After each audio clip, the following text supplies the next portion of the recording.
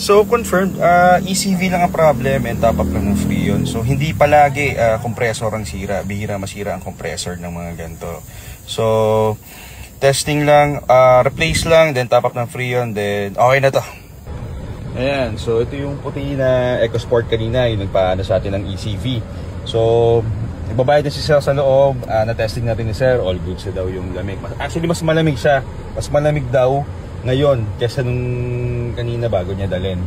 So may lamig naman kanina kaso nawawala-wala lang pag naka-stop daw si Sir. Mostly nagkakaroon daw ng lamig pag umaandar na si Sir. So ngayon idle lang yung sasakyan as you can see. Pero yun, laki nang in-improve sa lamig niya. So okay na to, ito yung sa ECV replacement tsaka yung sa top up ng Freon. So yun, okay na. Thank you Sir. Sabi paggawa ng ECV kanina. Goods na.